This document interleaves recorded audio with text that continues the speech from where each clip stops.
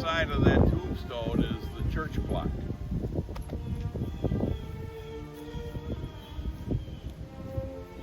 So if you want to move in closer.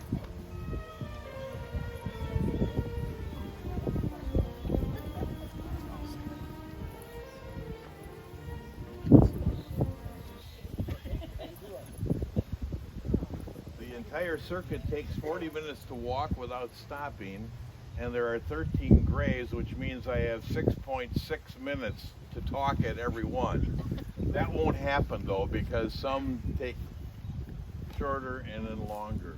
You won't remember everything I say, just as I'm not going to remember everything I need to say, but finally it becomes a tease to read the book. So if there are things that you don't remember, don't worry, you'll get a chance to read it over once the book finally comes out. This is the church plot. This was bought in 1908 when Pastor Yeager died, and they had a collection that everyone was voluntarily supposed to give to. That was the German way of, you will do this. And they then bought this plot, and there are 1, 2, 3, 4, 5, 6, 7, 8, 10 altogether. 2 are unoccupied. So there's 2 left.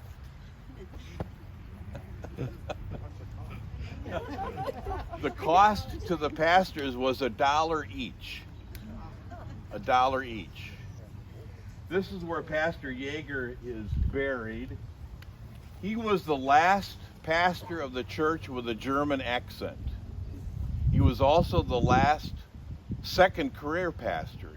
He trained to be a teacher, then he came to America, taught for a year at St. Mark's in Watertown, decided he would become a pastor, and then was put on the fast track.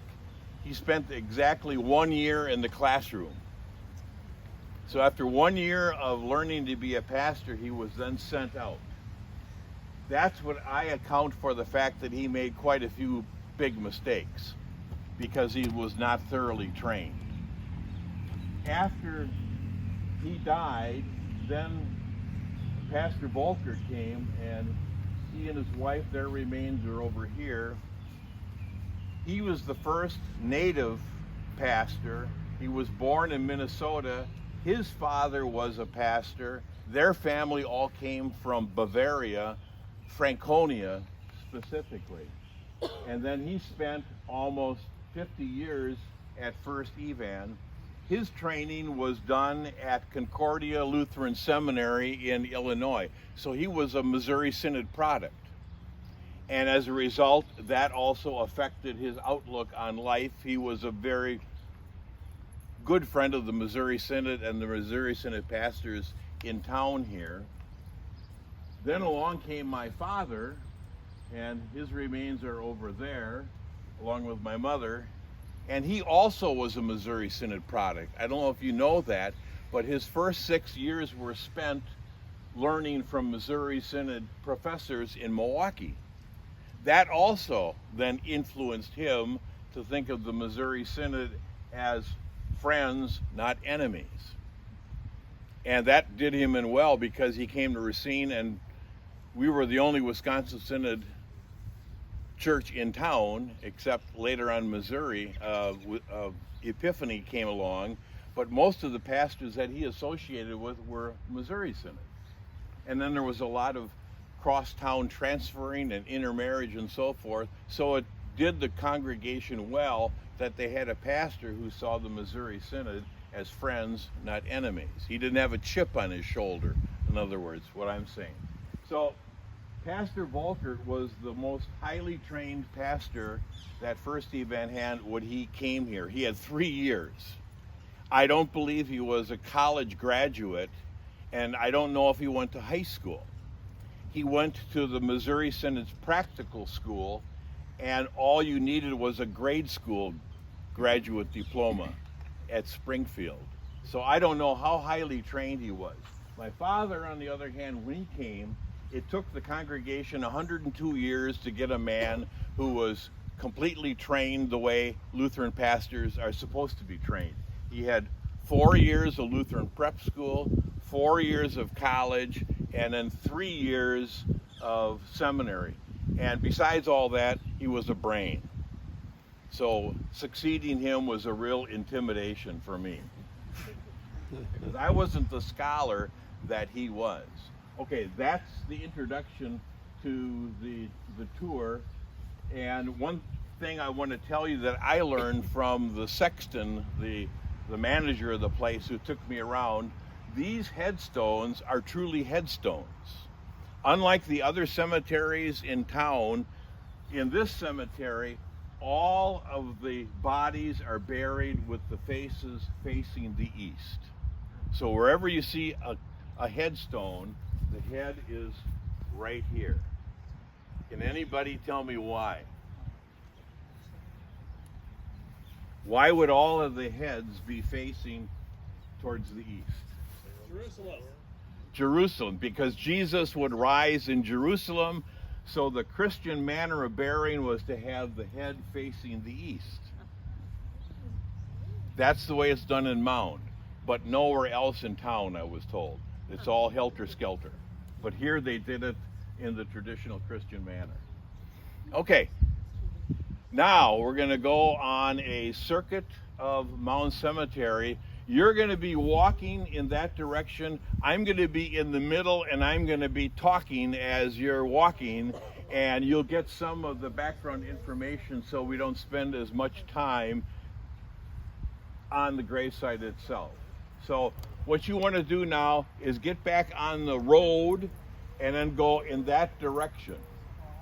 And I'll follow along and lead you like the shepherd and his flock. This is the grave of Johan Schmidt, died May 25th, 1898. His funeral touched off a near riot on Villa Street. The reason being, when he died, his fellow comrades wanted to have a big send-off, as they did with any veteran of the time. He, however, was not a veteran of the Civil War. Can you guess what war he was a veteran of? And there were many of these veterans. At first, German. That's what our church was called at the time.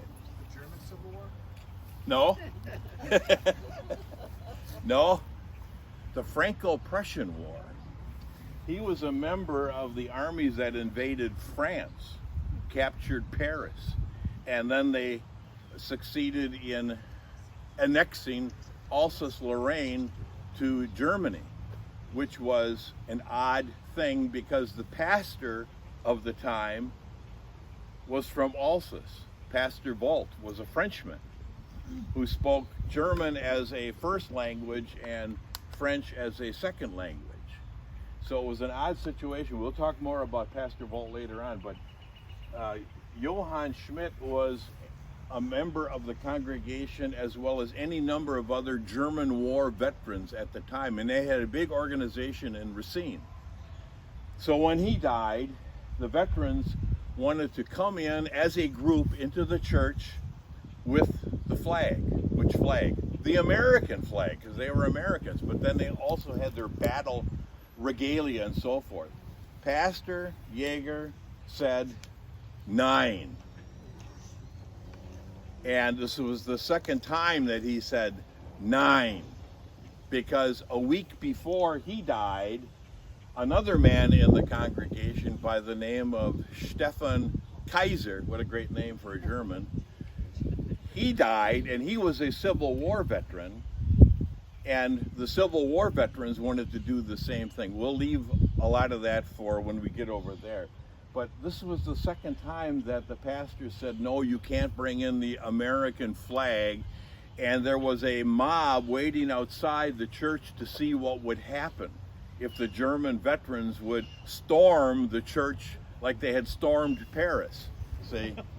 So there was a lot of angry people in Racine because of what Pastor Yeager had done. He said, no, you can't bring the American flag into the church because it's against the church rules, which was not so. It was against his rules. And we'll talk about that when we get over to the next area by the Civil War veteran. Anyways, this really touched off a lot of bad feelings toward the pastor and towards the church itself, because what year is this? 1898. What is happening in 1898? Remember the name. The Spanish-American War is going on. It's all over the front pages of the papers, along with the story that the pastor at First German has insulted the flag. And so there are all sorts of angry people and threats going on in the city, and he got buried without the American flag in church. So this was the second time. What had happened a week before is Stefan Kaiser died. And we'll talk about that when we get that far. But that's the background here. And just one of these weird things of history. Any questions, by the way? It was 2 years old then in the present. This was one of the very first funerals in First Even.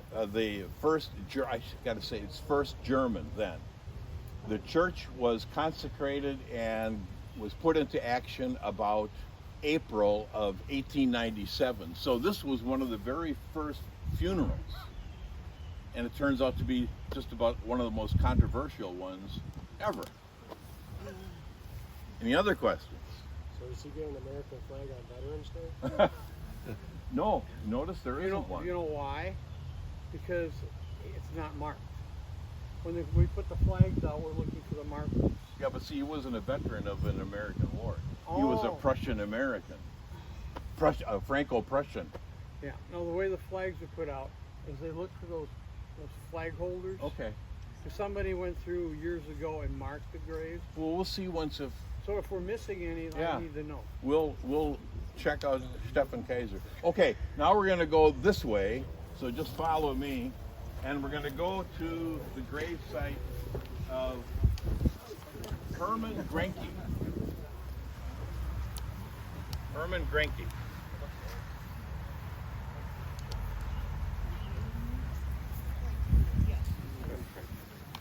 Then I don't have to do it.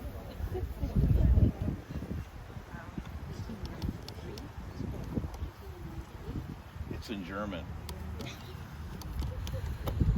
It says, blessed are they who die in the Lord, but not necessarily the way he died.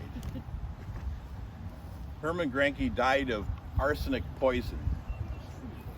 His wife was suspected of being the poisoner. But in order to get the evidence that he had died of arsenic in the first place, they had to exhume his body. Now, to back up, he and his wife Mary had a bad marriage. When their adopted son died, she came in and in the presence of witnesses said, that ought to be you lying there dead. So that's your introduction to her. Their son was adopted and baptized by Pastor Yeager. When he died, he was buried right there. That's why there's a space between this stone and that stone. This is his unmarked grave right here. Edward was his name. So when Herman died, his two brothers, Ernst and Charles, who were members of our church, they put up a big cry to have his body autopsied. He was no longer a member of the church. He had quit in order to join the German Baptist church. And the reason he did that is because he wanted to join a lodge and get free insurance, which he did, which his wife collected, which when she collected it, she left town a week after he was dead. And then later on, in about 2 months, married a young butcher by the name of Michael Myers. I'm not making this up. They then fled to Brooklyn, and in Brooklyn, they bought a butcher shop with the proceeds of the insurance money from his death. And the two brothers were left then to make all these claims that she had poisoned him, so they had to get the evidence. This is winter time of 1893. So they finally convinced the authorities to autopsy his body. It was winter. So they had to bring the grave diggers in here with picks and axes and everything and get through the frost line. And then they were able to get him up, the body, and then they autopsied the body right here, broad daylight, that close to the street. The evidence then they sent with the coroner on the train to Chicago to the arsenic expert at the, I forget the name, Rush Memorial Hospital in Chicago. He sends back the word, yes, he's full of arsenic, enough to kill, what was it, 4 horses, something like that. So, that then sent out the alarm. And they put out a warrant for her arrest, and they found her in the Bronx, and they arrested her, and they brought her back. Her husband stayed there. They bring her back, and then in the meantime, the district attorney thinks he doesn't have enough evidence, so they autopsy the poor man a second time. Only this time, they decided to autopsy the son, who had died under mysterious circumstances. So a reporter is stationed outside the courthouse, and the newspapers used to do this, just to have a newspaper man staked out to get the news. And he sees 2 doctors driving away suspiciously. Now they're driving a horse and a buggy, so I don't know what suspicious meant, but he followed them to the gates of the cemetery, and this reporter, he filed his report in the paper. It was a front page story. He sneaks around from tombstone to tombstone to see what they're doing, and somewhere around here was a tombstone where he hid behind and then wrote down everything that he saw. And here they had 1 coffin, and then they had a second coffin, and they autopsied both bodies again, broad daylight, right by, where everybody could see. And then they took the evidence and then they sent it to Chicago again. And then they found out that the young boy, he was 6 years old, he was all full of arsenic because he had been embalmed. So they couldn't do anything there. And they quietly closed that part of the case. With Herman Grank, however, they found even more evidence of arsenic poisoning. So then they arraigned Mary on charges of first degree murder, and then she sat in jail for a month. Just as they were about to begin the trial, the district attorney says, I think we need even more evidence. So the autopsy team and the grave diggers and the sexton and the coroner, they come out here to dig up the body for a third time, only this time they did it at nighttime, virtually at midnight, and under candlelight. They took off his head and other things, and they sent that down to Chicago. When that evidence was brought back, then they tried her, and the coroner went on the stand and said there was arsenic in the head, and there was no way that could have traveled to his head if he were dead. He was alive when he was killed. So it was a case of murder. I'm not going to tell you how the case ended. You'll have to either wait for my book to come out, or you can go online and you can read the story for yourself. Love it. So 3 autopsies right here, and then the son there, Why baptized. doesn't he have a tombstone? Because the family was poor. Oh. And we'll talk about that, the Potter's Field, elsewhere when we get to another murder victim. But he was buried in an unmarked grave, but marked enough so that they knew where to put Herman's body. You notice the name Granky here? This was Herman's nephew and his niece.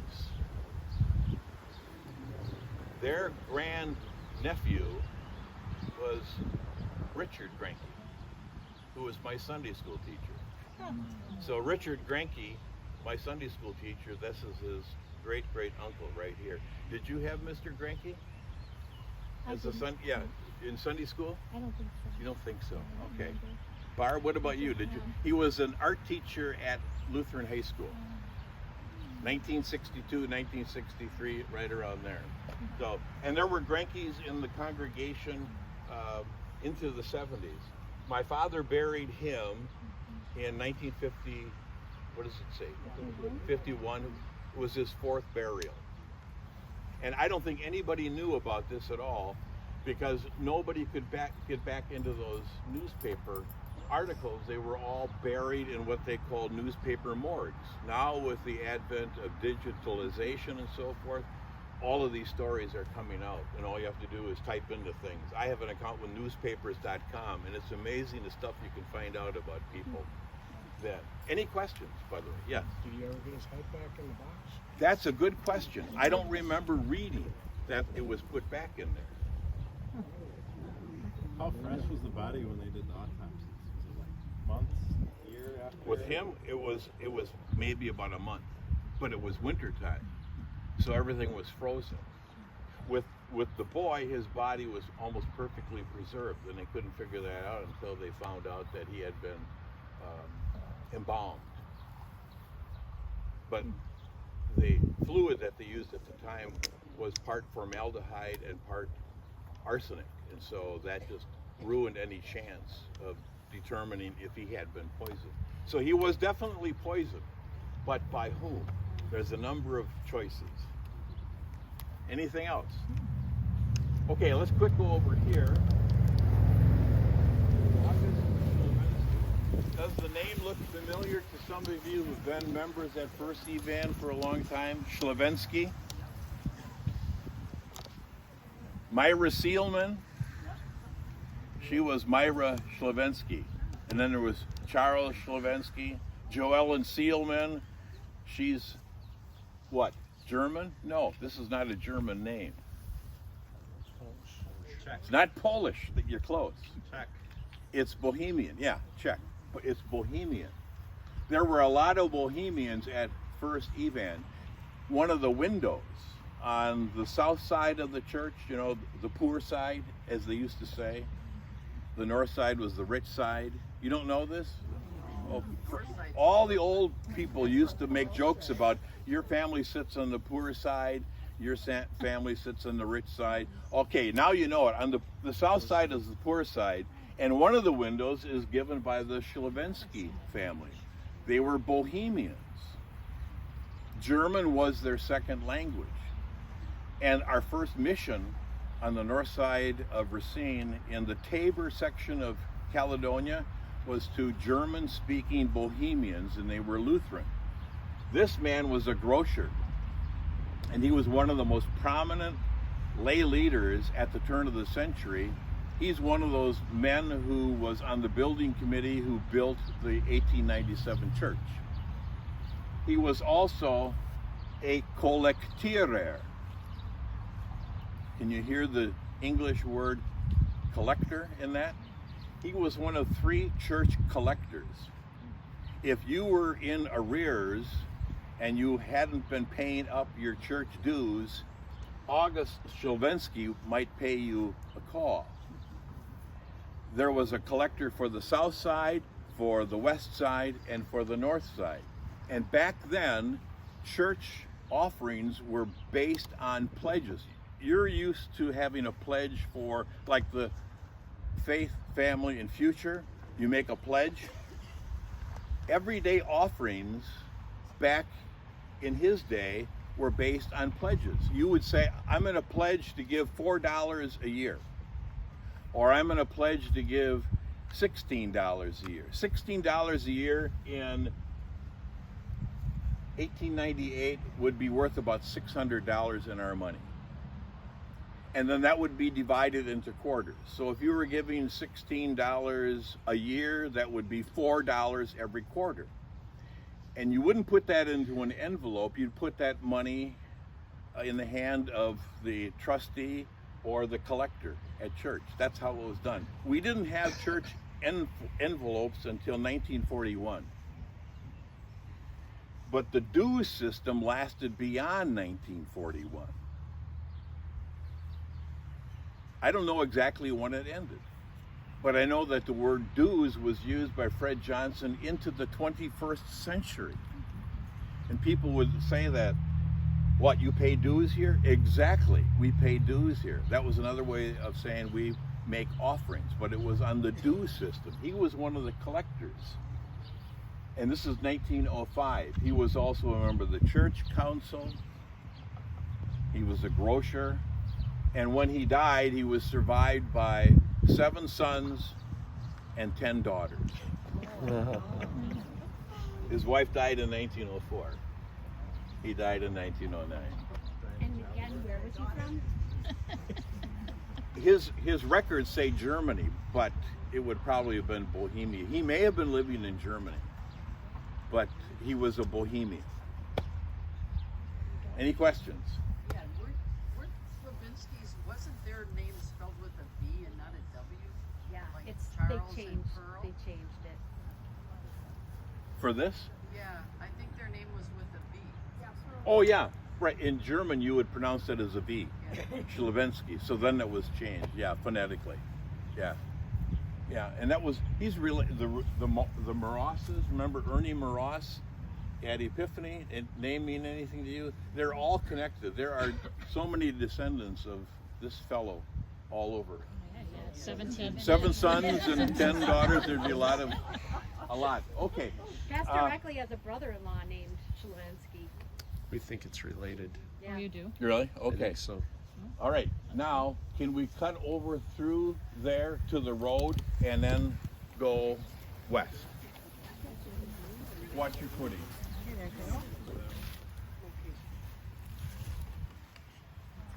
The wife, Mary, and Stefan Kaiser, Keiser. Notice, May 20th. He dies 5 days before Johan Schmidt, same year. And poor Pastor Jaeger, he must have thought, why is this happening to me?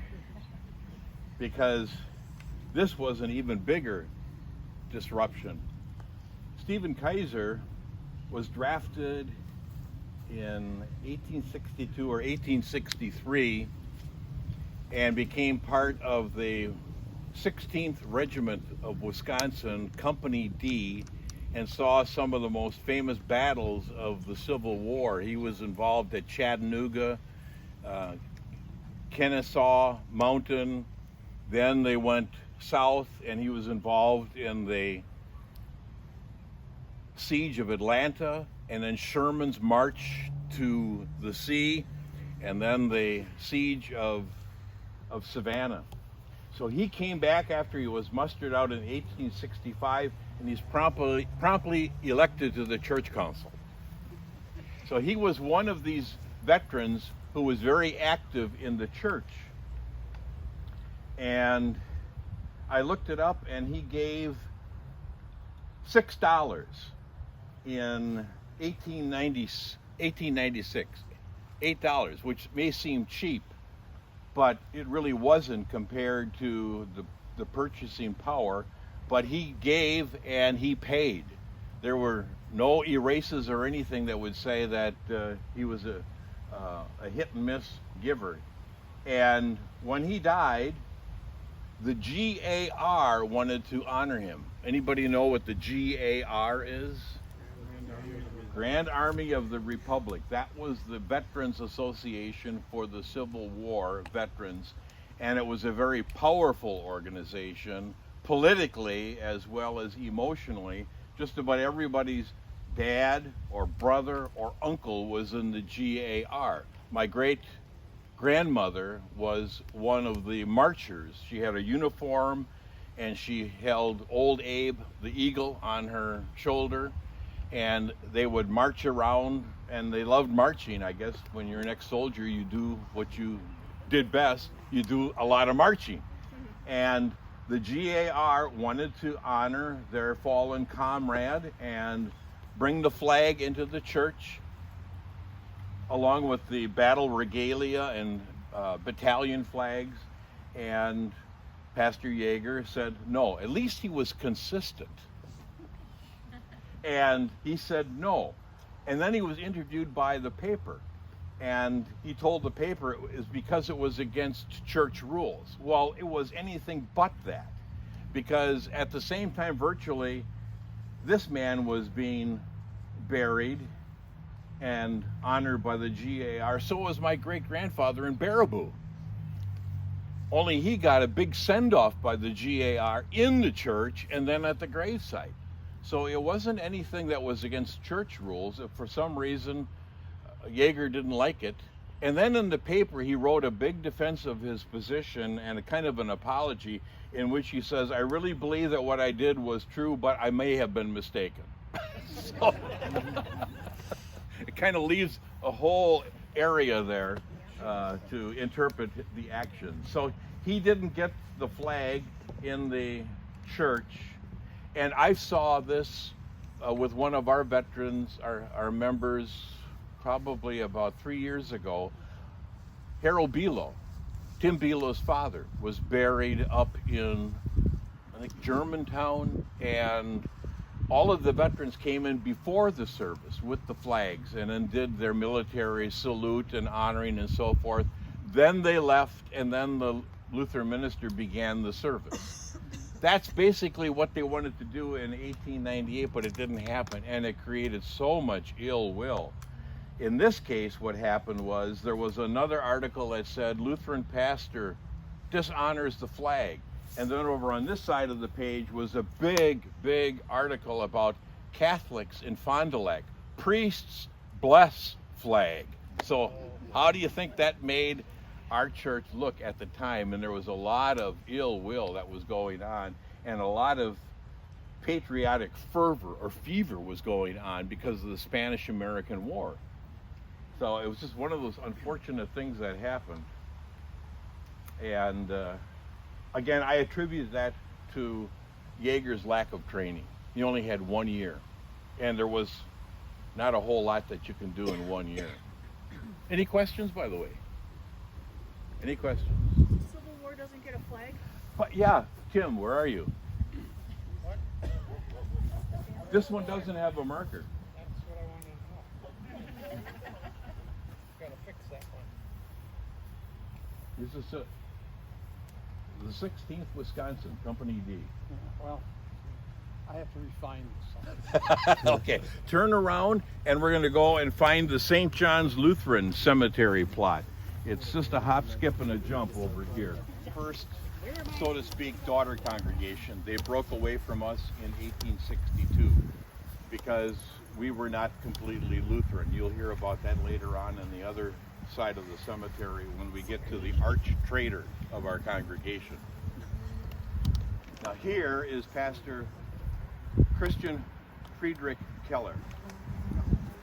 Christ is my life, for my living, and dying my win. He died a spectacular death, dying on Christmas Eve. It was front page stuff, and the pastor who came to minister to the family was none other than Pastor Yeager. They were good friends. He was a friend of the congregation. When the 1897 church was dedicated, they got the synod president from Minnesota to come, and Keller was also in part of that celebration. He was one of the liturgists or the readers. This is also my wife Patty's great-great-grandfather. She's descended from all sorts of important people at St. John's. And the St. John's people, often they would move to other congregations, so her family moved from St. John's to Grace Chapel in Washington.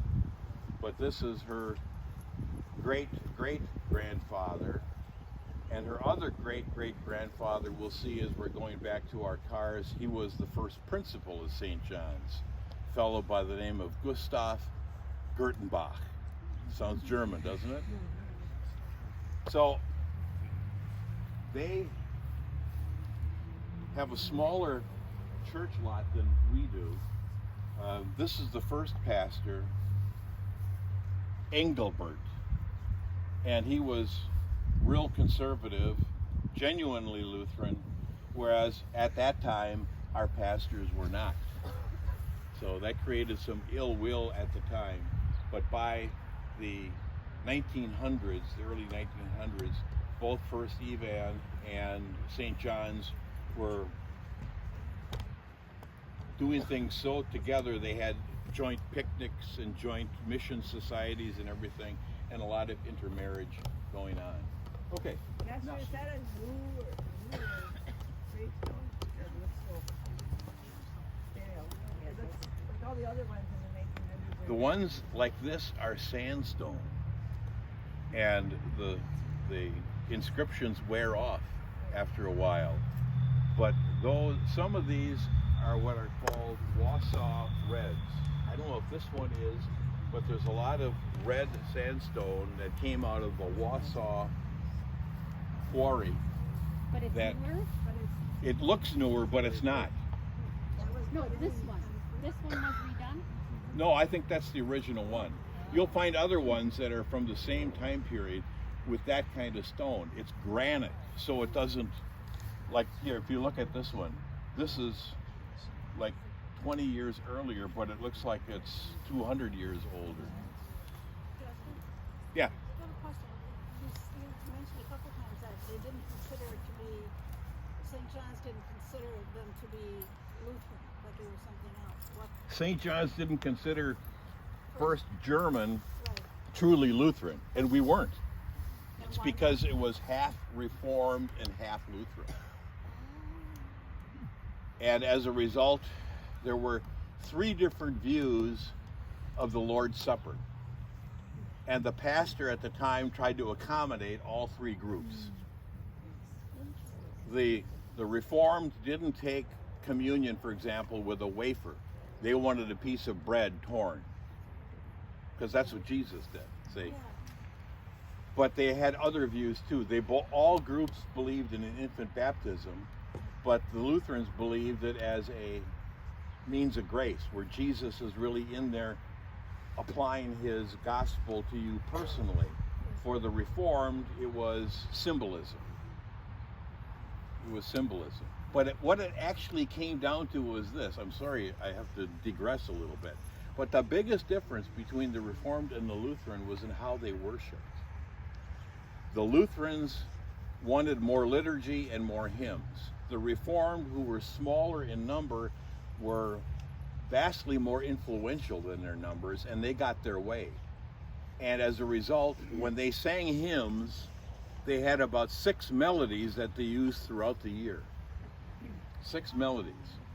When Pastor Volt came, he was the Frenchman who wanted to be truly Lutheran, and he said, we're going to have none of this, we're going to be Lutheran, and we're going to sing more hymn tunes. How did he do it? He taught the children in the Christian day school all these new melodies. They came to church and they started singing these melodies, and the parents thought, this is great, we're going to do this. Then his wife, who was a French hat maker and seamstress, she made a wonderful superfrontal, or we'd call it a parament, for the altar. That really got the Reformed all mad. And then what topped it off was Pastor Volt asked the church council to deepen the church chancel so it would make the altar more prominent and not just a piece of furniture against the wall. He wanted it deeper. Well, the Reformed started a word-of-mouth campaign against him, saying that he was really trying to be a secret Catholic because that deeper space was meant for private confession, and he was going to force everybody to private confession. And that's where the arch traitor Adam Kaltenschnee comes to play. We'll see his grave. I don't want to steal any more of my thunder. So we'll wait. We got to come over here on this side of the fence, spelled with 2 P's. And there were a Ropp family or 2 in the congregation at the same time as the Ropps. Now here is one of the prominent lay leaders in the church, along with that Schlinsky we saw. there was this man, Christian Rops. He was the commissioner of city streets. He also had a job with the Milwaukee Road, and he had in retirement a job as the school policeman, which meant that he kept order in the schools. And then when there was so much trouble in our church in the balcony, he was appointed as the balcony usher. He had a big fall, literally, to show how tough this guy was. His grave is right here, Christian Rops, 1829, 1901. He was working on College Avenue, and a big limb fell on him and broke his leg and some other things, and they didn't have an ambulance at the time, so the police paddy wagon took him home, not to the hospital, took him home. And because he was a prominent man in the congregation, it was a front page story, and they doubted that he would survive. He lived another 4 years to see his 50th anniversary. But he was one of these men in the congregation that are so valuable because he was in everything. He was on the church council, he was on the board of education, he was the usher, you name it, he was on it. Now, if you turn around, his counterpart, John Krug, is right over here. Krug. Sneak through, sorry. Right here. John Krug and Christian Raps. They were the big wheels of the lay people. They were doing everything. John Krug, interesting story about him is he worked for the Hifner Leather Company. We'll talk about that shortly when we make our way over that way. The Hifner Leather Company was run by Ernst Hifner. He's the father of First Evan. He came from Germany. He was an experienced tanner. When he came to Racine, he established a tannery, became one of the biggest in the area, in the whole area. I mean, Illinois, Wisconsin, Iowa. One of his big customers was Ulysses S. Grant when he was in between wars. He would come and buy leather for his father's store in Galena. And John Krug started working for the Hifners when he was 17. That would have been 1861. He worked there for 62 years. And he died on the job. His family found him dead on the floor, right by his desk where he was working on the books. But he was also the delivery man. And there was a front page story in the Journal Times about how he believed in the horse. And nothing was ever going to replace the horse. Because he had gone through 8 horses in his 62 years. He was the delivery man for the leather goods. And he would make the deliveries throughout Racine. You can imagine him in the early 20s, the late teens, with his horse-drawn wagon and all these other vehicles. And he believed in the horse. Nothing was ever going to replace the horse, he believed. So, and he had a large family. And the last grave that we're going to see further down is his daughter, Bertha, who married the principal. And the principal was 18 years old. Back in those days, when you graduated from high school, you could begin teaching in school already. And there was nothing uncommon. In our case, it was a godsend because at that point, the pastors were doing double duty as the teacher, principal, and pastor. And then they would get some help. His son-in-law came along, Paul Daninger, 18 years old, fresh out of Northwestern Prep, and became teacher and then principal, and he stayed there for about 29 years. And he became an accomplished organist, one of the very best in the synod, known throughout the area as one of the greatest organists. And we'll see the grave of his wife. He's not buried there, though. I'll tell you why. So let's Let's go to the road and take a walk. Bertha's headstone somehow got knocked over. These are on the verge. There's been vandalism in the cemetery, but then there's also gravity and frost working on this. And then I also think some of the lawnmowers have had a hand in doing some of the damage too, because our house is right over there, so we get to watch some of these guys, and they're like out of control missiles at times. So Bertha was the wife of Principal Paul Daninger. Daninger was also the secretary of the church. His penmanship is impeccable. Even though it's in German, you could still read it if you know some German. Just impeccable. A schoolmaster's hand. Bertha died in Michigan. After Paul Daninger left Racine, he went to Lansing, Michigan. She dies there, and then Daninger gets a call to the Twin Cities. Well, they had the funeral here and buried her here. Daninger died in the Twin Cities after he had met and married a second woman. So he's buried there with his second wife. She's here by herself. And then over there, her son, who died in the Twin Cities, I think at age 20 or so, 25. So he was buried here. The thing too about Daninger was he was a tremendous organist and also a disciplinarian. How many of you remember Julius Schultz from years ago? He was the longtime secretary and a few times church council president. He was instrumental in my dad getting a call to Racine. He was in a group of hunters that deer hunted around Lake Nakabe along with Ray Lingsweiler and others, and they liked this young pastor up in Crivets who could really pound the pulpit. So when Pastor Volkert was retiring, they suggested, hey, this Reinhard Pope. So yeah, they thought that would be great. And my dad got the call, accepted it, and my first nights in Racine were spent sleeping in a bureau drawer that Julius Schultz's wife would pull out and make up for me, and I would sleep in there. I don't remember a thing about it. My brother, I think the same thing too, Randy. Anyways, Julius Schultz, I got to know him as a parishioner later on. I'd give him communion, and then he'd tell me stories about old First Evan. And he went to school back when Daninger was the principal.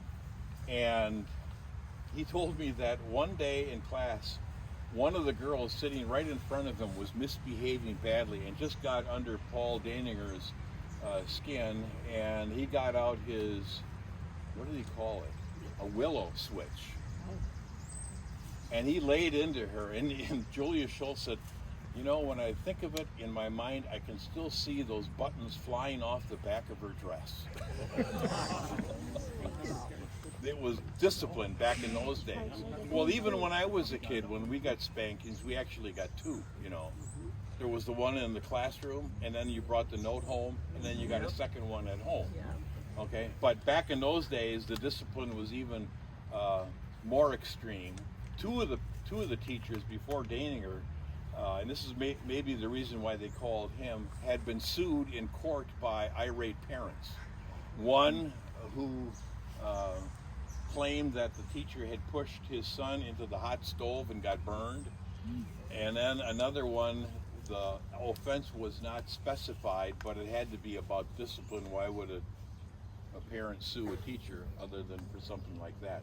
So he came when he was 18, met her, the daughter of a prominent lay leader in the congregation. They got married and then lived on Villa Street, around 816 Villa, somewhere around there.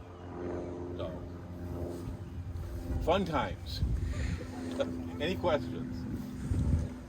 Okay. When did the old school close and then we reopened in the 70s? The old school closed in 1935, right in the depths of the Depression, because the school was run on a tuition basis. It was not subsidized by the congregation. And that's the way the merchants ran the school from day one, that the school would be self-supporting. And that if you sent your kid, you had to pay it. Not this other guy, but you did. You had to help pay for it. And it worked that way up until from virtually 1850 to 1935. Then things got really bad and there were like 19 kids at the end. So, but when they restarted it, they, I guess, learned their lesson, and then it was congregationally supported, and there was no tuition at all. Tuition came in later. Okay, let's go see one of the financial tycoons that was in the congregation. Here is another one of the big wheels in the church. That is not his German name, though. That's his anglicized one. It sounds phonetically like the German, but he, like quite a few prominent, like my great uncle, we'll see his grave over here, they changed it from the German to the English to look American. Can you guess what the original German spelling was? It sounds like Goetz. G-O-E-T-Z. G-O-E-T-Z or G-O umlaut T-Z. Either one. So Gates. He was a transfer agent for the Milwaukee Road. Then when he saw how much money could be made shipping beer from Milwaukee to Racine and resold, he became the bottling agent for not only Pabst Blue Ribbon, which was best at the time and then became Pabst, but also Blatz. So he had a big bottling plant on the Root River by the State Street Bridge. It's all gone now, but it was a big complex, and that's where he made his fortune. And then his mansion, big house, was on North Milwaukee Avenue. Does anybody know what that is now? No? Michigan? You're close. Douglas Avenue. His house was near that Catholic church on the hill. Can't remember the name of it. Yeah, it was near there. So he had quite a fortune, and he was blessed with a wife who had a real nose for business. Here's his grave, Simon Gates, and then his wife, Charlotte, a little bit younger, 11 years. Now here's the story. He dies going out to look at his new building site. He's building yet another home on 16th Street. He goes out there by himself, horse and buggy. He's driving too fast. He turns the cart over. It gets pinned underneath. A woman hears this commotion. She comes out to check out who this is. Who is it? Mrs. Charles Grank, another member of the church and the sister-in-law of the woman who was tried for murder.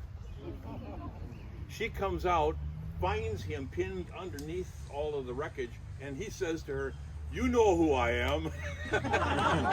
"Yes, you're Simon Gates. What are you doing there?" So they get the neighbors and they lift him out, and then someone takes him in the carriage to his house on Milwaukee Avenue, Douglas, where the next morning he dies. He leaves a fortune of $77,000.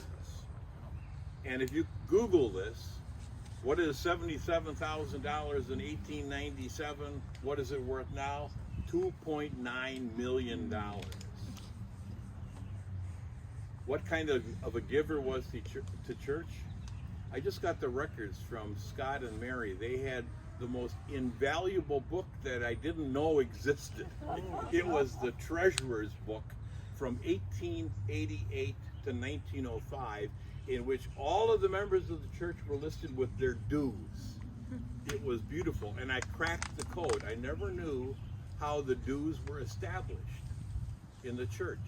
It was done on the free will system. You told the church how much you were going to give for a year, and then they took you at your word, and they divided up by the quarter, and they expected you to do it. And if you didn't, they'd send Charles Schlinsky after you in August. See? So it was done on a free will basis, but then if you didn't honor your word, then they would ask you to please do so. And in the case of Simon Gates, he left a fortune in our day, in our money, 2.9 million. What do you think the dues book showed him giving? $16, which was about $600 in our day and age. And I thought, how can that be? But it was true for just about everybody. The giving and the offerings to the church was incredibly low. But the church was always in the black. That's because everybody had to give. Everybody gave. What you said you were going to give. You're going to give $2 a year. That would be 50 cents every quarter. Everything was done on that basis. You told the people what you were going to give, and then they made sure you gave it. So that left Carolyn. She turned out to be the entrepreneur of the women in Racine. Hers is an interesting story. She took Simon's business and bumped it up a few notches. She just had a tremendous head for business. She hired more men for bottling. They bottled more beer. And then she did, she was way ahead of her time in this. She started a franchise of tavern motels in town. They're basically like the German pub. If you know what a German pub is, or if you've ever been in one in Germany, there is a tavern, a restaurant on the ground floor, and then upstairs there are rooms for guests. A Stube, they would call it. Well, she did that in Racine, and she had about a half a dozen of these scattered throughout town. And one of them was left. It looks like a castle. It's made out of Milwaukee Cream City brick. It's on 14th Street near the tracks. 14th and Racine. Yeah. There is a building. It looks like all the world for a castle like. And that was one of her hotels. And they would sell then Pabst or Blatz in that building. And she made money hand over fist. Pastor Volkert buried her in 1921. I checked the records. So she remained a member. But all of her family, the children right here, they all left. They went elsewhere. Don't know what happened. So, a team. Any questions? Okay, now we're going to go to the Hifner, Frank plot. That's the father of first German, first Evan. We'll go this way. Okay. This is where the Hifner family is buried. Hifner. And Christian Ernst Hifner is the father of the congregation.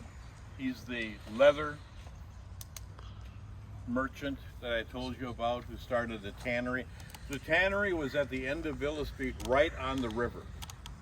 And the schooners would come and bring loads of bark and then take his hides in return. And the store that he sold his leather goods was located on 6th Street, right next to my daughter's building. That's where the Hifner leather store, that's where Grant would come and sleep on bundles of hides because he was too poor to afford a room in a hotel. It was between the wars. So the Hifners, there were brothers also, and they settled all along the Lake Michigan shore from Manitowoc to Racine. And the history of the Wisconsin Synod is not of pastors starting congregations, but of the lay people.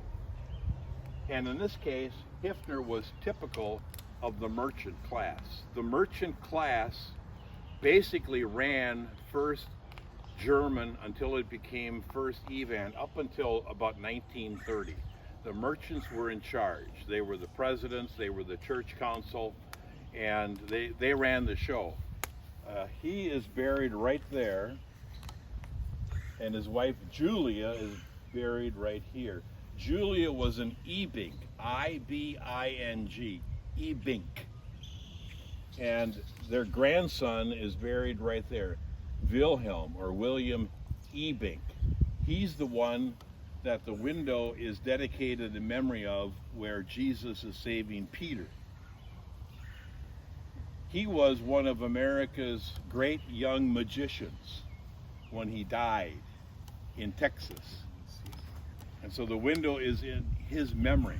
Kind of interesting that a picture of Jesus performing a miracle would memorialize a magician when you think of it.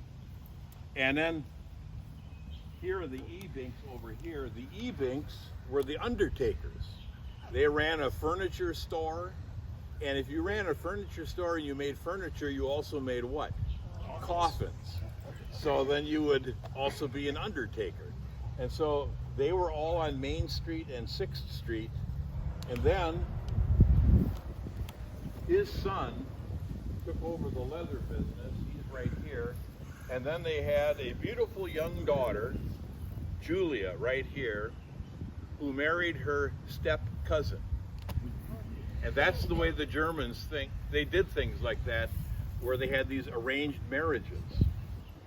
And if you look at the Easter window, it says, given in memory, in German, given in memory of Ernst and Julia Hifner by their daughter Bertha. Every other woman in Germany was named Bertha. It's hard to keep these Berthas straight.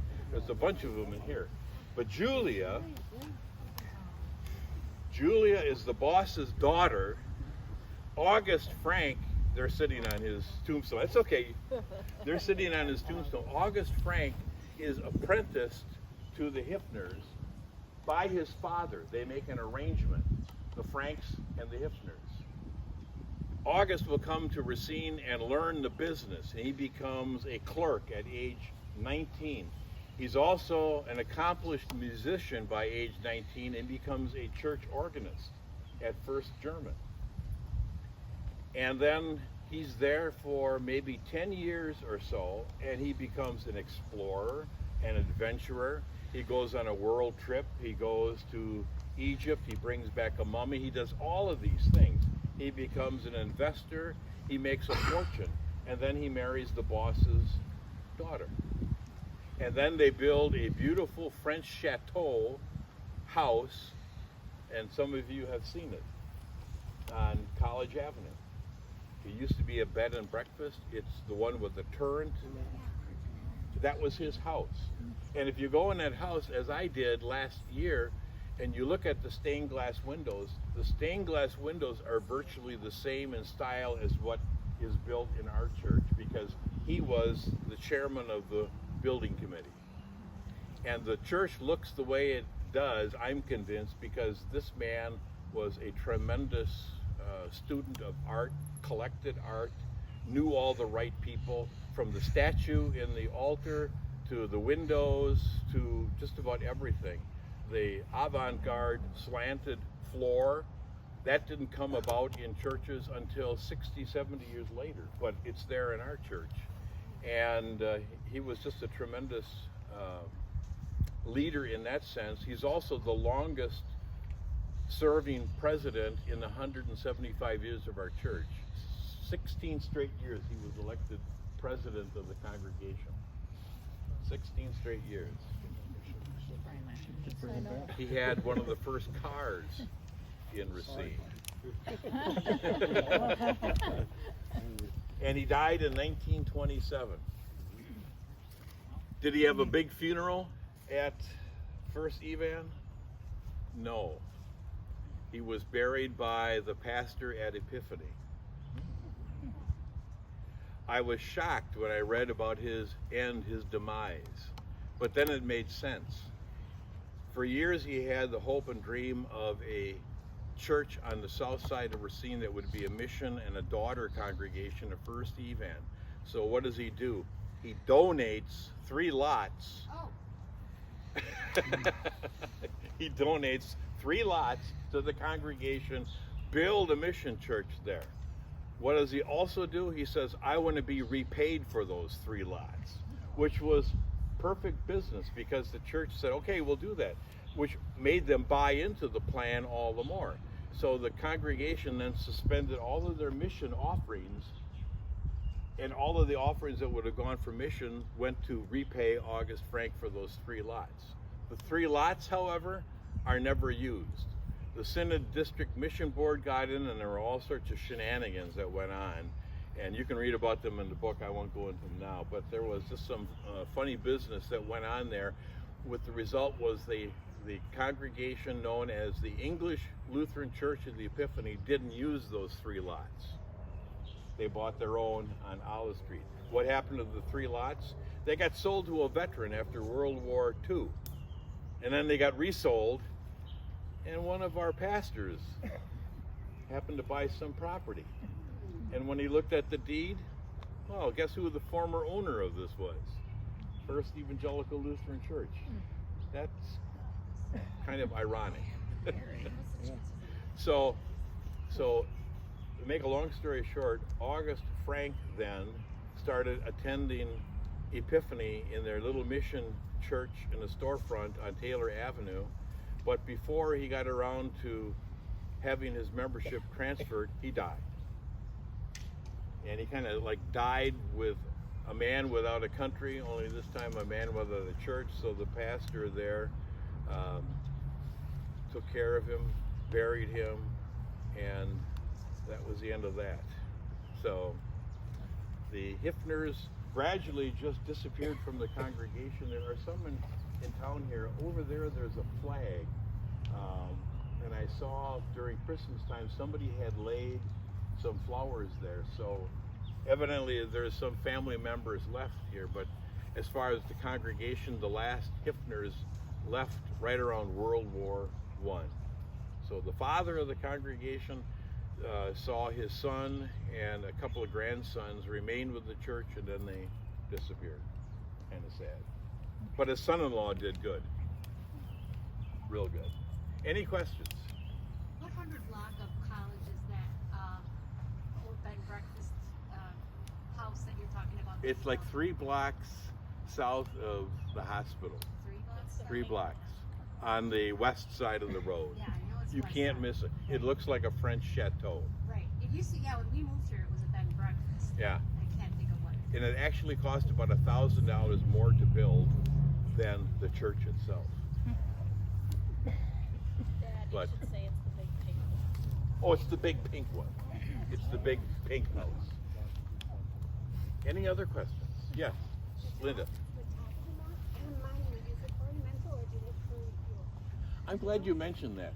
If you look around in this cemetery, you'll see very few crosses. There's one right there.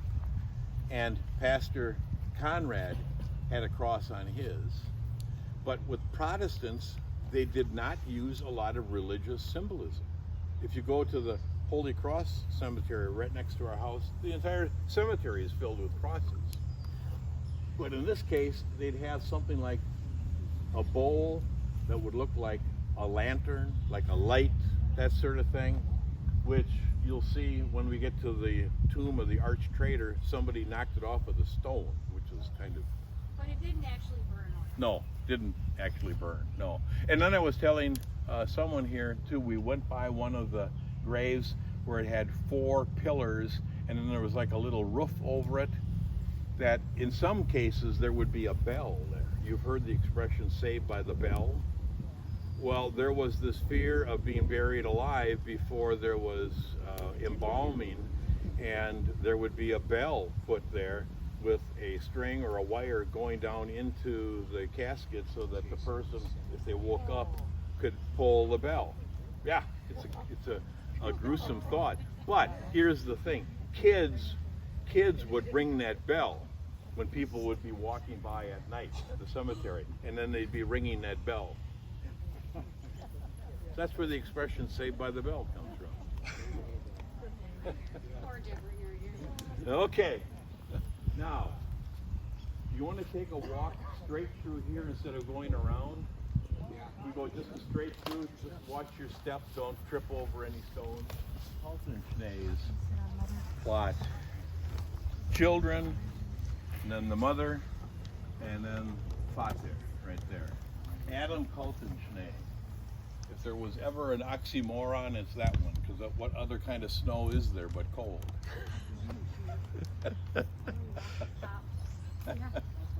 Kaltenschnee. In German, it means cold snow. Cold snow.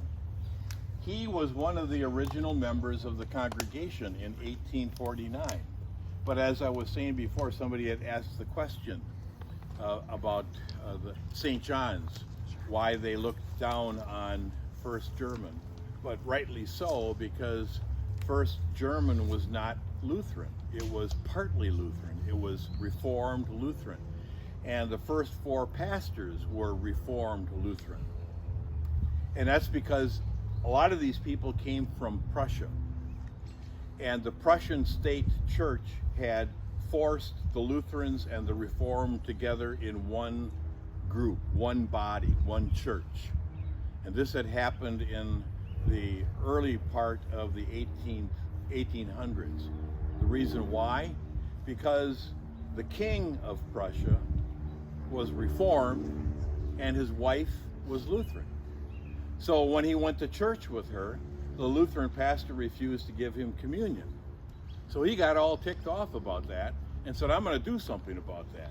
And what he did was he forced the Lutherans and the Reformed together in one church. Well, that then set in motion a chain reaction of rebellion and then exile. Some of the pastors were thrown in prison, some of the people were exiled, and there was a great exodus of people out of Prussia and Pomerania. You know the difference? Pomerania is a part of Prussia. That's where the dogs come from. When you say your grandfather is Pomeranian, it means he came from that northeastern part of Prussia. Prussia is way on the north. They're the northern Germans. And these people came from that church. They didn't flee to escape it, but they just came to find a better way of life. And America was the promised land. So they came here, and then they wanted a church like what they had back at home, which was a united church of Lutherans and Reform. And that's what they established. It was called the Erste Deutsche Evangelische Lutherische Kirche, the first German evangelical Lutheran church. But it was Lutheran in name only. They did not subscribe to the unaltered Augsburg Confession, which is the gold plate for Lutheranism, genuine Lutheranism. They went for something that was watered down. And more importantly, they all spoke German, and they were Protestants, and they weren't Roman Catholic. So that's the kind of church that they had. And that's what we had on Villa Street up until 1873. Then what happened was Pastor Christian Friedrich Walt came to be our pastor. And he was determined to be authentically Lutheran. And I told you some of the stories. His wife knit a superfrontal. He made the altar more dramatic. He introduced more songs. And then there was a campaign to get rid of him. Kaltenschnee was in charge of it. There were about 30 families in the church at that time that were Reformed. And he had a big, tense meeting with Pastor Bolt in which he said, I'll empty the church. You just wait and see what I'm going to do to you. Well, guess what happened? He's the one who left with about 7 or 8 other troublemakers, and the rest of the Reformed stayed in the church and gradually turned Lutheran. So Kaltenschnee turned to the Reformed church for a preacher, and then they had a church on the north side of the river. And it worked for a while, but then they got a pastor by the name of Kepke from Russia, who was a real con artist. Who was the one in the movies? Who was the con artist pastor? You remember? Who am I thinking of? Elmer Gantry. He was a real Elmer Gantry and tore the church apart. And the congregation didn't know what to do. He dies in the meantime. And then this St. Paul's Evangelical Church voted to become Lutheran. And it's there on the north side, and you can see the building. So what Schlinsky tried to do didn't last. He didn't wreck the church, but actually what he did was he forced the congregation to become genuinely Lutheran, and it's been that way ever since. But it's hard to imagine a church that would be like Lutheran. And when I say Reformed, I mean this. If you can think of a Presbyterian, that's what the German Reformed was like. They believed in infant baptism, they had communion, they had a liturgy of sorts, but they weren't Lutheran. And it came down to the sacraments. And to try to coexist, they did for about 20 some years, and then it just blew up. That was it. Any questions? Any questions? None. I'm stunning you. Okay. We'll go this way, and we'll look at one group of ex-First Lutheran people. That is my great uncle, Dr. Frank Pope. He joined the congregation in about 1883, right from Rush Medical College in Chicago. He was German speaking because his father was the Lutheran pastor in Kenosha at Frieden's. And so he became the German go-to doctor in town. If you needed to know where Dr. Pope was, he would be in his office on State Street, you know, the link, that block where the copper is all green, right next to JIK's headquarters. The Serbian Orthodox Church used to be there. That was his building, and he'd be there playing Shostkos with his buddies. So that's where you could find him. He was a member of the congregation for about 15 years. His brother, my great-grandfather, was the vicar for Pastor Volt for about 5 months when he could no longer preach. Pastor Volt had rheumatoid arthritis. He walked himself literally to death because when he was a traveling minister, he didn't use a horse. He walked, and he put on like 5-6 miles every Sunday walking. And so by the time he was in his 60s, he couldn't hardly walk. He wrote in his memoirs, the only thing that worked was my head. The rest was shot. And so my great-grandfather then came to live with his older brother here in Racine and was Volt's vicar for a while. My great-great-uncle was a bachelor when he came to Racine and joined First German, and he met his wife there. Turned out to be the niece of the pastor. Her name was Wolfhügel, and she was French also. So there's a lot of interconnections there, and I don't think that my dad ever knew that his grandfather was a vicar in Racine, because he didn't want to read any of the German records because it was too much of a bother. It was really hard reading this stuff. So I couldn't read it either. So what did I do? Anybody remember? We had all these German records with all of these details and facts in there. What did I do? Herb Schmidt volunteered to translate it. It took him, I don't know how many months, but that was his service to the church. So we have all of these records of all of the stuff that happened, including family that was here that we didn't know was here. And then Dr. Frank Pope quit the church for the reasons that sometimes people get in their heads to leave, you know, the truth, because he couldn't join a lodge. So he wanted to join the Knights of Pythias, so he joined the Presbyterian church next door. And we don't have that problem much anymore, but it was a real threat to the church at the time, because this is how you made your business connections. When I was a inventory analyst at JIK's, I remember this is 1972, one of the workers there told me, if you want to get ahead in business at cases, you've got to have one of those rings on your finger, the Masons. And then somebody told me the same was true with the police department and the fire department. I don't know, Scott, if that was true in your day, but if you wanted to advance and become an officer, you had to have that Masonic Lodge connection. And it was a real threat to the church at the time. But that's the one thing that St. John's and First Evan were united on, and that is the lodges. And they made a good buttress against that in town, as well as the Roman Catholics too.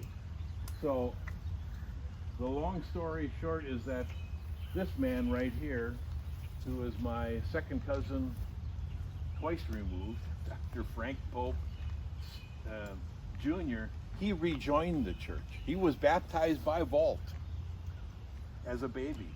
And then he left. And then around 1971, he contacted my dad, which would have been his first cousin once removed, and said, I'd like to rejoin the church. So my dad took him through instruction classes, confirmed him, communed him, and then buried him. So one member of the family returned to the plot. Kind of cool. Great. Any questions? And there's two graves here that would be real interesting to see if we could find them. The grave of Bertha Braisman and the grave of Andrew Johnson, not the president, the killer. Because Andrew Johnson killed his fiancée, Brenda Braisman, who was a member of the church and a member when Pastor Vault was in charge. And he was sick and he was not very productive at that point. And not too long after this, my great-grandfather came then to help him out for as long as he could. What had happened was this Brenda Braisman was working right after she graduated from 8th grade, and she was working as a cook in a restaurant at the corner of 6th Street and Wisconsin. That would have been right across the street from Porter's. You know that area. There was a restaurant there, and she was a cook. She got involved somehow with this Andrew Johnson, who was Danish, and the Danes were moving into Racine at the time. And the paper called him a real kook. They used the word kook. And it sounded more like psychopathic because he was insanely jealous. And what happened was he started seeing her talking with another young guy by the name of Charles Brinkman, who was a member also at First Evan. He was a member, but his parents were no longer members because they had been kicked out of the church for fortune telling. So these things seem like they're made up, but it's just crazy how these lines cross. Someone gets kicked out of the church for fortune telling, their son gets involved with a woman who is being shadowed by a crazy man. And he sees her talking to this Charles Brinkman one evening, a Friday evening, and determines that he's not going to take it anymore. So he earlier had pointed a gun at her, but she never took him to the police and forgave him. That was her big mistake. After this Andrew Johnson saw her talking with Charles Brinkman, he then told his brother, I'm going to kill her. And they thought that he was just drunk again because he was a drinker and had a real problem. So he gets a friend together and they go drinking all night Saturday, and then they come back to his apartment, and his apartment is right across the street where Porter's was. So here's his girlfriend. He could watch her then.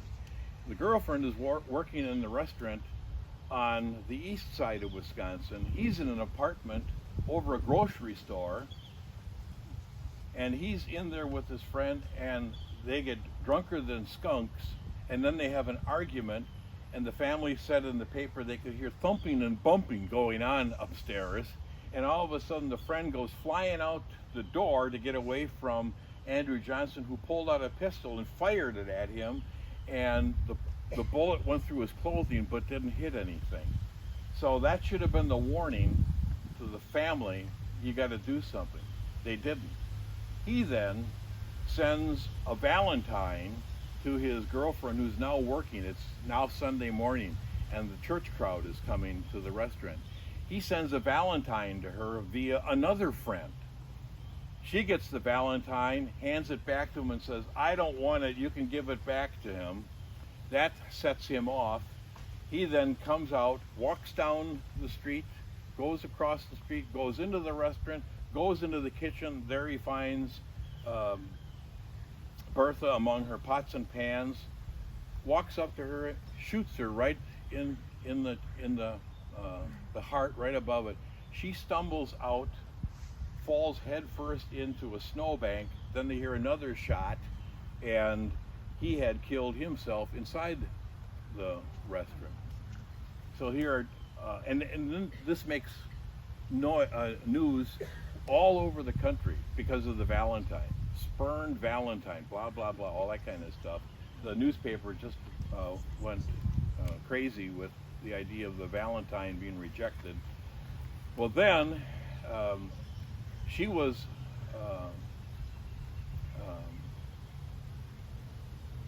serenaded by so many friends. They had a parade that went down 6th Street to the church, and Volt by this time had mustered up the strength to get off his sick bed, and he conducted the entire service, and he talked about, it was quite a moving sermon that he preached about how this young woman, she was a believer, she was one of us, she was worshipped all the time, she just got mixed up with the wrong guy. And then there was a big procession out here to Mound, and it said that she was buried here, and the people in the office said that she was buried in section 15. The sextant and I went through this entire area, and we determined that where she was, it was not marked, and there's probably another grave on it. Then we looked for Andrew Johnson. He was buried the next day, same place. We could not find his grave. So that one was also used by somebody else, and the graves weren't marked. So somewhere here are those two graves, and a tragic experience for the congregation at the time. It was something that brought a lot of attention to the church, but Walt's sermon, I think, was a tremendous witness to the community about a young woman, and she had tried to break it off. She just didn't go to the authorities. That was the problem. And you know, back in those days, I don't think people knew how to handle crazy people, basically, psychopaths, stalkers, basically. He stalked her constantly.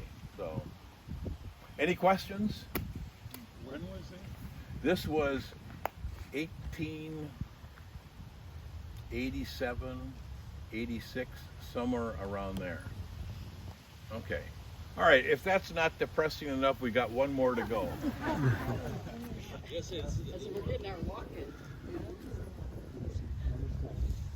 This is one of the saddest stories. I'm sorry to have to end the walk and talk on this one, but this one really is a mystery in one sense of the word.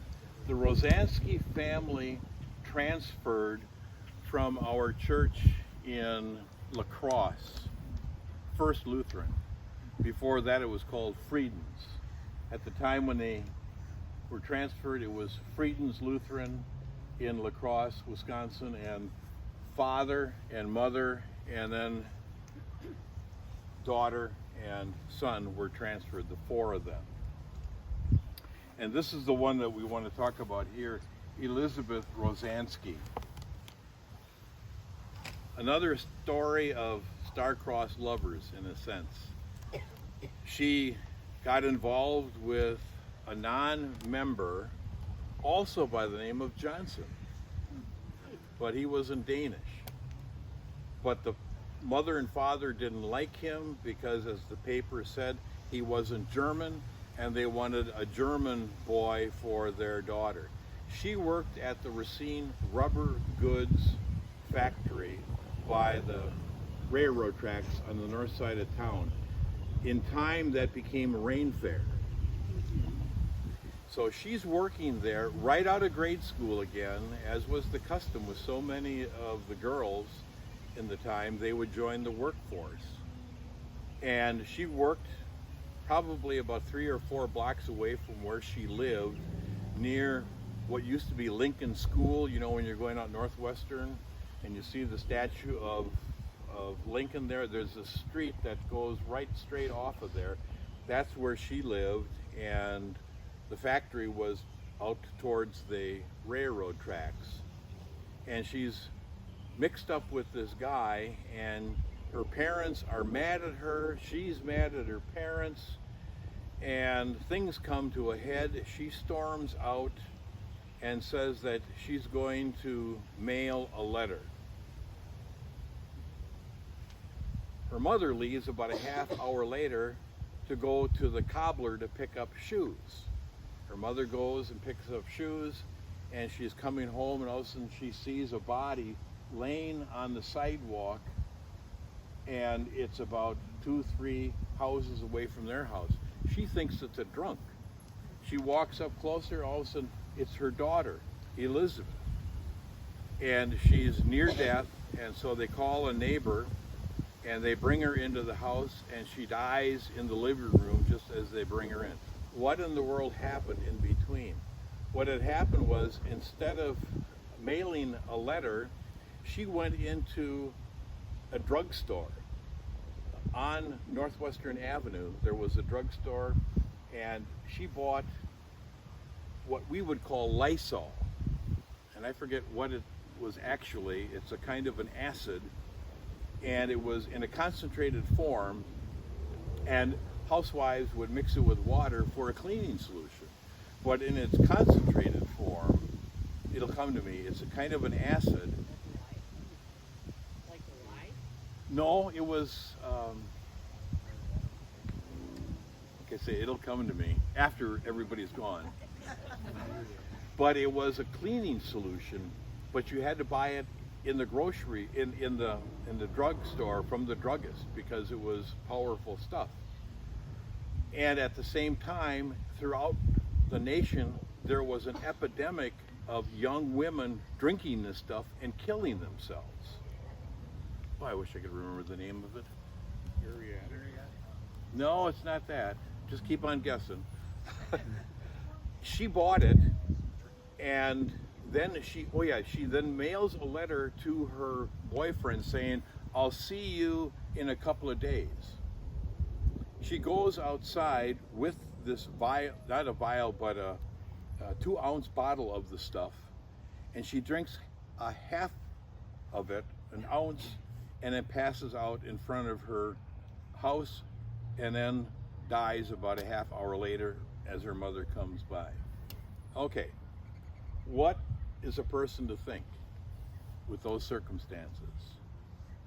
Everybody thought it was suicide, as in that day there was, at the same time, literally the same day, a coroner's jury was assembled to rule on this.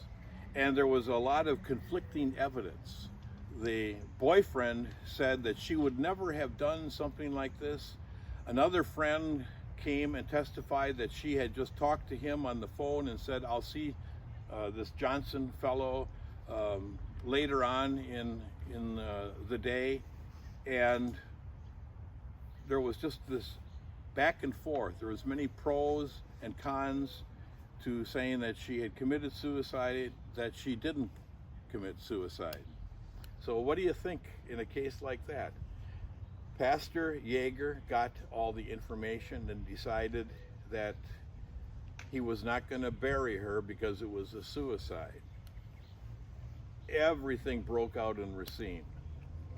It became front page news. Pastor denies burial to girl. And then they had all the information about this.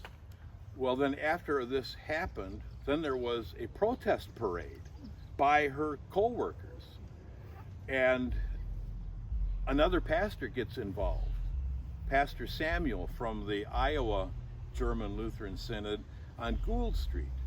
He agrees to take the funeral.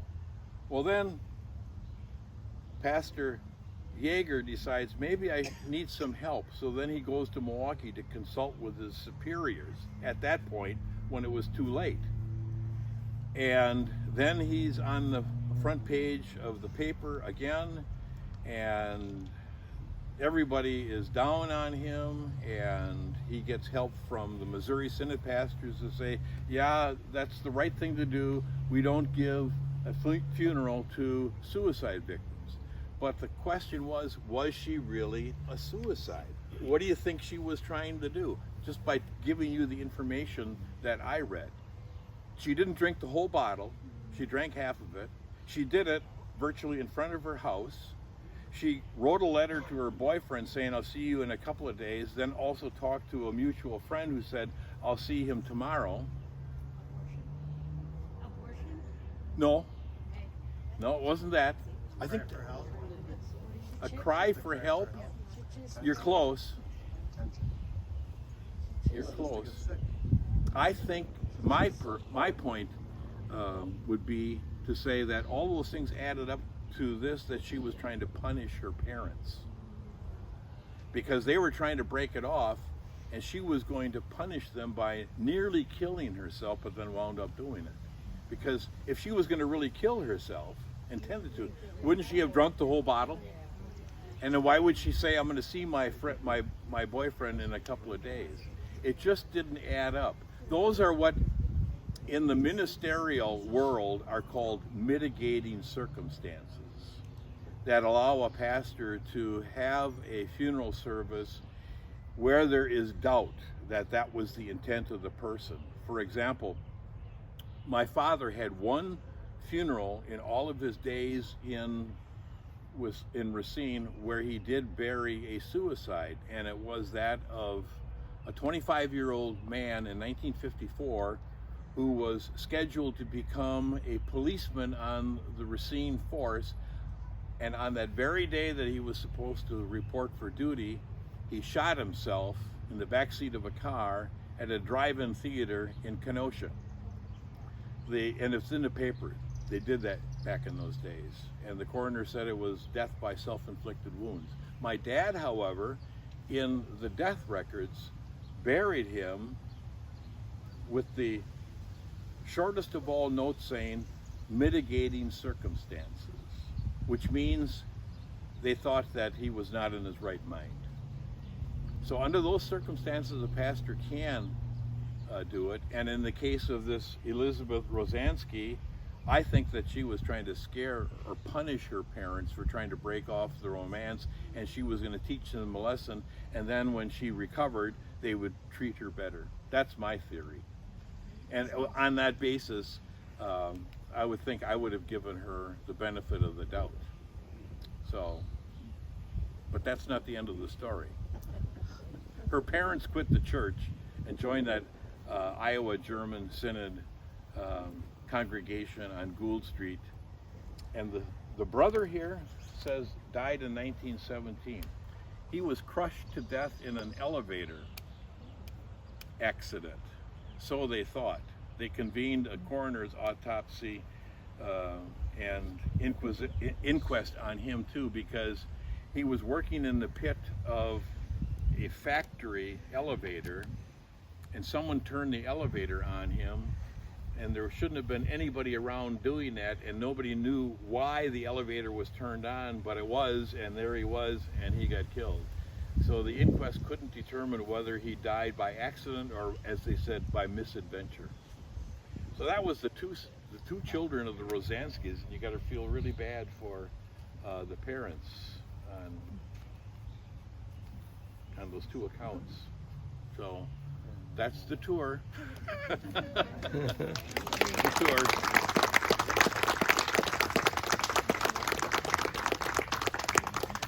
As Pastor Reckley said, things are pretty nicely boring right now in the congregation.